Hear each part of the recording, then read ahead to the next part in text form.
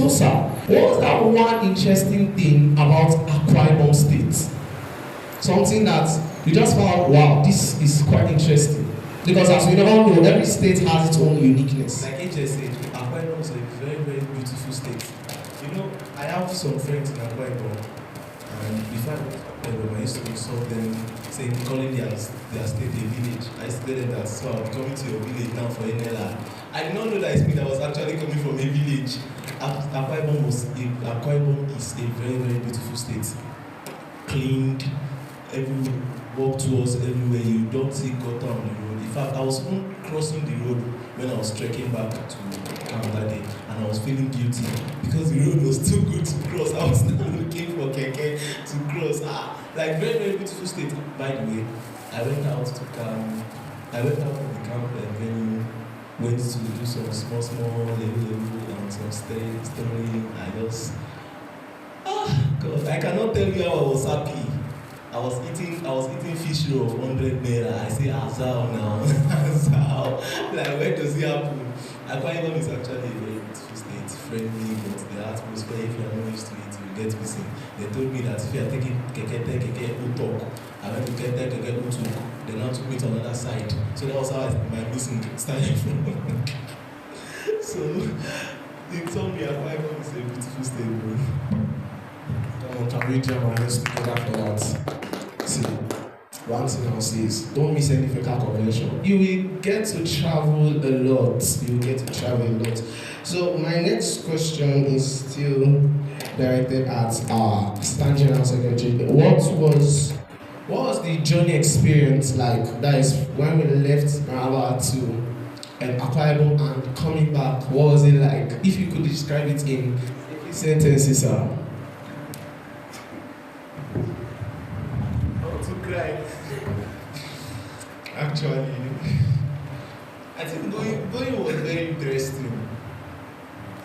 Going was sweet. Yes, going was smooth. In fact, I have to comment. I wish we can just be traveling with that particular driver. That one is a speedster.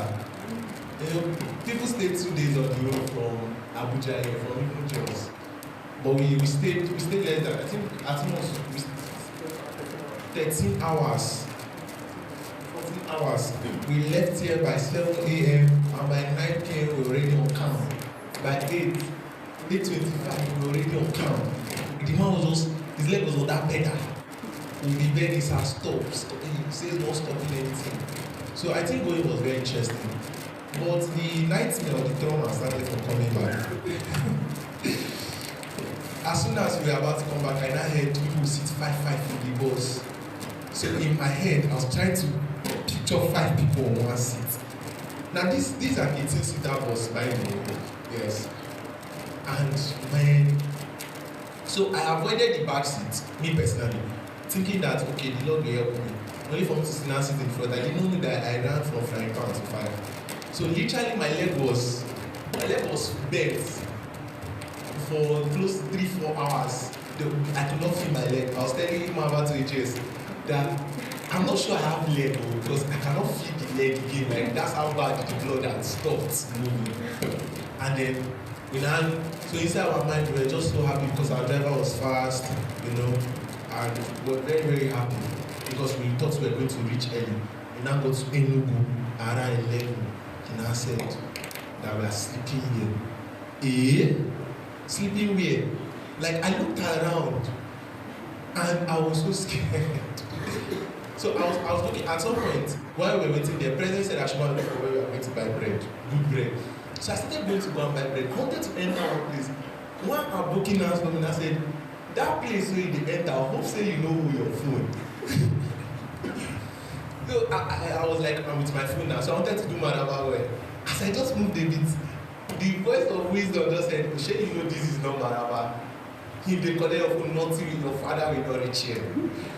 So I just turned back and the journey kept on me. It was as though the journey was going from worse to worse. Newsflash, I drank Gary all through in the bus and they were begging. They were begging me to stop taking Gary. But I feel like FECA conventions, the trip going and coming, is always exciting. Yes, you get to know other people from other chapter you don't know. You get to know them well, both the good and the bad. Yes. But I want to really say that yes, Feka, the going and the coming back was really amazing. And we thank God that we arrived in Nasarawa State, Maraba International Market on Monday evening, and everybody got to their house Tuesday morning. I want to appreciate God for that. Come on, can we join my hands together for that answer? Then my next question is it's a general question, so we'll be starting from our Star General Secretary then to the President. So the question is, what was the most impacting section in NLR? To you, what was the most impacting section? So now this question is a double-edged sword.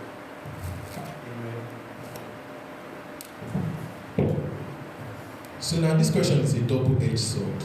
Most impactful session. Okay. Is it spiritually or physically?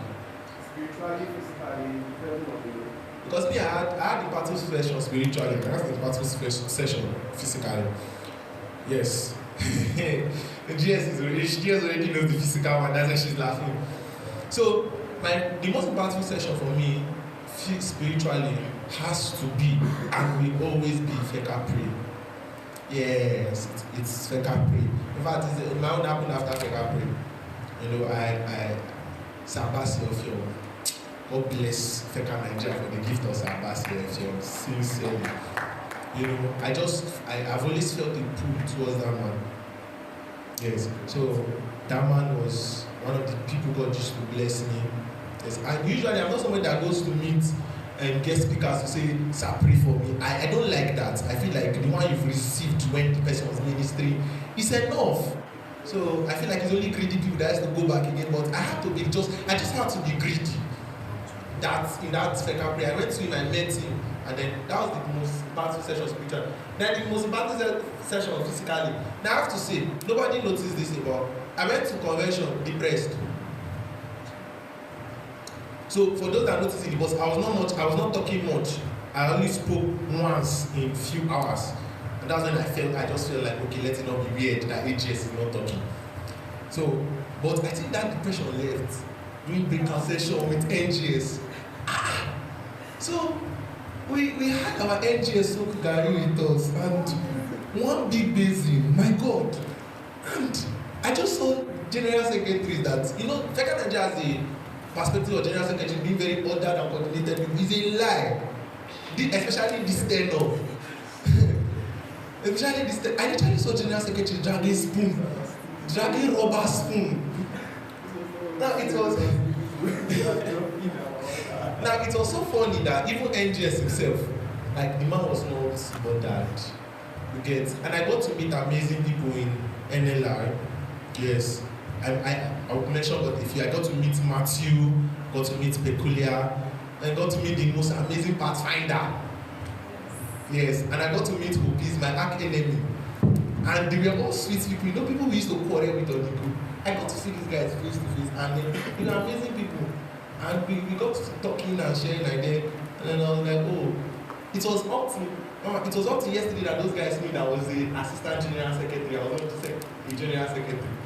Because I asked him, I said, no, I'm not the general secretary. Shami President is my general secretary. We're not like, oh, no wonder. So I have to say that, yes, breakout session. If you're a constitution executive, you're an executive, you're planning to serve, Genco is planning to serve, please, if you are serving as a constitution executive, one of the sessions you should look out for in convention is breakout session. Yes, because you will get wisdom directly from the horse's mouth. Amen. So, for me, Feka Prayer has actually been my best ever section from onset of coming to Feka. So even if I go for a convention and then, you know, everybody's preaching, it's not like God doesn't speak to me through other sections, but I anticipate Feka Prayer a lot. And then one thing I know God did with me in this convention was that God made me flexible. You know, our president there talking about flexibility. Just like I was saying during the testimony, I never planned on going, so I went for this convention without an expectation. So first night, all of us came dirty. Prayer secretary didn't want to go out. We were so dirty that I had to collect perfume, and I was like, which person box is closed and the person should give me perfume, let me spray.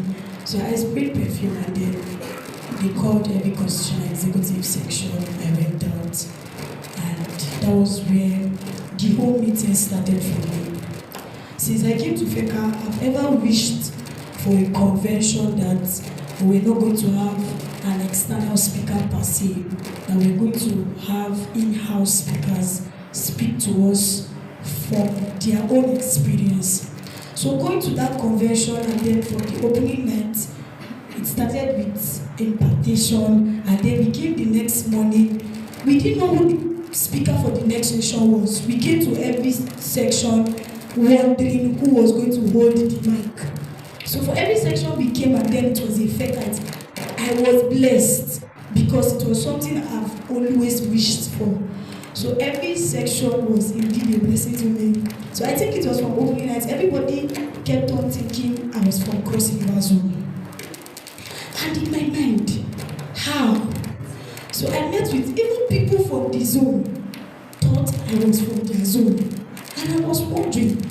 Somebody who said, you look like Sabasi Offion, and then I laughed. I'm from Nasarawa, sir.